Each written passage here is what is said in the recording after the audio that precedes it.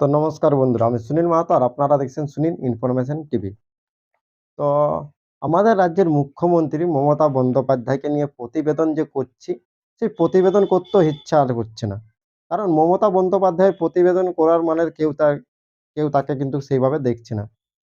সবাই বলছে মমতা বন্দ্যোপাধ্যায়ের প্রতিবেদন আপনি আর করবেন না, মমতা বন্দ্যোপাধ্যায়কে তারা আর দেখতে চাইছেন না। কিন্তু আমাদের কাজ বটে এটা করার, তাই করতে হচ্ছে। তো কি হলো, মমতা বন্দ্যোপাধ্যায় বা রাজ্যের মুখ্যমন্ত্রী তাদের ইশতেহার প্রকাশ করলেন।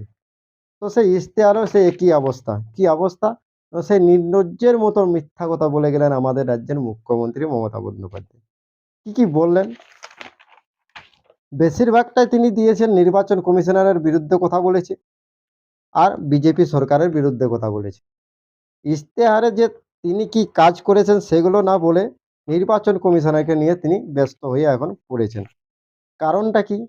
কারণ নির্বাচন কমিশন বর্তমানে যে কাজগুলো করছে, আজ পর্যন্ত বাংলার ভোটাররা এরকম কোনোদিন দেখতে পায়নি। এবারে আমাদের রাজ্যে ভোটটা যে একটু অন্যরকম হতে চলেছে, তা কিন্তু নির্বাচন কমিশনারের প্রথম কয়েকটা ধাপ পরিষ্কার করে দিয়েছে। কি করছে নির্বাচন কমিশনার? না, মমতা বন্দ্যোপাধ্যায় বা তৃণমূলের হয়ে যারা কাজ করে যেসব অফিসারগুলা, তাদেরকে আমাদের রাজ্য থেকে সম্পূর্ণ ভোটের বাইরেই লাগছে না, তাদেরকে ভিন্ন রাজ্যে ট্রান্সফার করে দেওয়া হচ্ছে। ভিন্ন রাজ্যে মানে আপনার তামিলনাড়ু, গুজরাট ওইদিকে তাদেরকে নিয়ে যাওয়া হচ্ছে এবং ওই ভিন্ন রাজ্য থেকে কিছু অফিসারকে আমাদের রাজ্যে আনা হচ্ছে। মানে মমতা বন্দ্যোপাধ্যায়ের যে প্রশাসন, এতদিন প্রশাসনটাকে সাজিয়ে গুজিয়ে রেখেছিলেন যে এই প্রশাসনটাকে দিয়ে ভোট করাবো, সেই প্রশাসনটাকে সম্পূর্ণ পাল্টে দিলেন আমাদের নির্বাচন কমিশনার গণেশ কুমার। কিন্তু পুরো মমতা বন্দ্যোপাধ্যায়ের প্রশাসনটাকে পাল্টে দিয়েছেন এবং এখনো পাল্টে দিয়ে চলছে। প্রত্যেকদিন নতুন নতুন অফিসারকে ট্রান্সফার করা হচ্ছে এবং নতুন নতুন অফিসারকে আনা হচ্ছে। মানে মমতা বন্দ্যোপাধ্যায়ের আশ্রিত যেসব অফিসারগুলো আছে আমাদের রাজ্যে, তাদেরকে যে আর ভোটের কাজে রাখা হবে না, এটা ক্লিয়ার। আর এতেই আমাদের রাজ্যের মুখ্যমন্ত্রী চটে গেছে। তার প্রবলেম হচ্ছে তিনি তার মতন ভোটের কাজ করতে পারছে না। তিনি যাই অফিসারগুলাকে ভাবেছিলাম যে এই অফিসারগুলাকে দিয়ে এই কাজগুলা করাবো, সেটাও আর করতে পারছে না।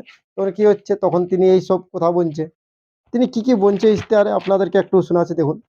তিনি বলছে রেশন পাবেন মানুষ কোথা থেকে? দেখুন, ভোটের সঙ্গে রেশনের কি তুলনা? আপনি এরা বলুন তো। রেশনটা তিনি দিচ্ছে, রেশনটা কিন্তু তিনি দেন না, এটা ভালো করে আমরা জানি। তিনি এটা সম্পূর্ণ মিথ্যা কথা বলছে। কারণ আমাদের রাজ্যে যে রেশনটা, সেটা সম্পূর্ণ কেন্দ্র সরকারের থেকে দেওয়া হয়, যেটা মুখ্যমন্ত্রী তার স্টিকার লাগায় কাজ করছে। অ্যাকচুয়ালি এটা কেন্দ্র সরকার থেকে দেওয়া হয়। তাহলে তার এটা নিয়ে কোনো মাথা ব্যথা নাই। রেশন মানুষ ঠিক পেয়ে যাবে। তিনি মিথ্যা মানুষকে বলছে, উল্টাপাল্টা কথা বলছে। দ্বিতীয়ত বলছে ঝড় বৃষ্টি যদি হয়, রাস্তা ভেঙে যায়, তাহলে মানুষ কি করবে? এবার বুঝুন। ঝড় বৃষ্টির সঙ্গে এই অফিসারগুলোর কি তুলনা? যে অফিসারগুলো কাজবে, তারা কি ঝড় বৃষ্টি সামলাতে পারবে না? কাজ করতে পারবে না। কি বলতে চাইছেন তিনি? আরো তিনি অনেক কিছু বলেছেন। মমতা বন্দ্যোপাধ্যায় যেগুলো বলেছে, যে যদি কোনো ঘটনা ঘটে যায়, তার জন্য দায় থাকবে বিজেপি সরকার। এই যে উস্কানিমূলক ভাষণগুলা দিচ্ছেন একজন রাজ্যের মুখ্যমন্ত্রী, আপনারা দেখলেন কিছুদিন আগেই আমাদের এখানে ধর্নায় বসেছিলেন রাজ্যের মুখ্যমন্ত্রী এসআইআর এর বিরুদ্ধে। সেখানেও কিন্তু এই ধরনেরই কথা বলেছিল যে এই রাজ্যে বড় কিছু ঘটনা ঘটতে পারে।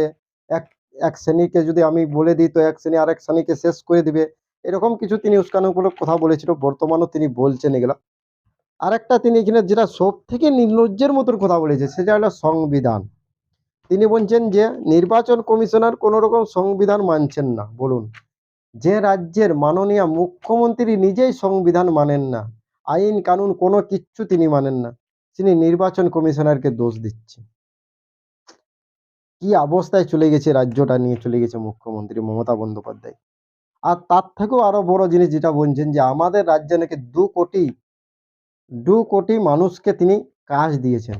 বেকার থেকে 2 কোটিকে কাজ দিয়েছেন। বলুন, রাজ্যের যদি আপনারা জনসংখ্যা দেখেন, তাহলে প্রায় 10 থেকে 12 কোটি জনসংখ্যা আছে।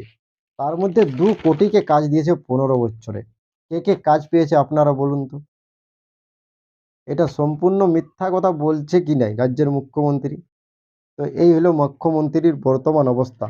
আর আরেকটা নতুন জিনিস তিনি বলেছেন করব, সেটা হলো দুয়ারে চিকিৎসা। দুয়ারে চিকিৎসা মানে কি? আমরা দেখেছি যে দুয়ারে চিকিৎসা বাদ যে চিকিৎসা গুলো আছে আমাদের হাসপাতালগুলো, যেগুলো সরকারি হাসপাতাল, সেগুলোয় যেভাবে চিকিৎসা হয় তা তো আমরা প্রতিনিয়ত দেখে আসছি। মানুষের উপর যেভাবে ডাক্তাররা ব্যবহার করে, তার নিয়ে কোনো দিন সরকারের কোনো কর্মচারী কোনো কিছু বলতে আমরা দেখিনি। আরজি করের ঘটনাটা তো আপনারা বুঝে গেছেন কি রকম নিরাপত্তা ছিল আরজি করে। তার থেকেও আরো বড় জিনিস কিছুদিন আগেই মানে আগামী কালকে আরো আরজি করে একটা ঘটনা ঘটে গেছে। আরো একজনের মৃত্যু হয়েছে সে লিফটের মাধ্যমে। মানে লিফটের আরজি করের ভিতরে যারা কাজ করে তাদের গাফিলতিতে একজনের মৃত্যু হয়েছে। বুঝুন। যেই হাসপাতালে এত বড় একটা ঘটনা হয়ে গেল, সেই হাসপাতালে আবার নিরাপত্তার একটা প্রশ্ন চিহ্ন উঠে আসছে। আর তিনি বলছেন দুয়ারে চিকিৎসা দিবেন। হাসপাতালের চিকিৎসাটা এখন ঠিক করতে পারেননি। আর দুয়ারে কি চিকিৎসা দিবেন?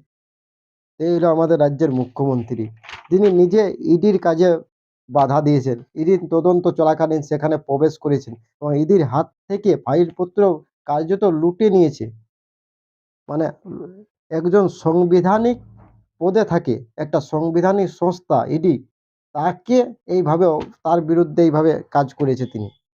সংবিধানকে অপমান করেছেন। সেই মুখ্যমন্ত্রী বলছে যে রাজ্যের সংবিধান মানছে না নির্বাচন কমিশনার। যেমন তিনি কতই সংবিধান মানে।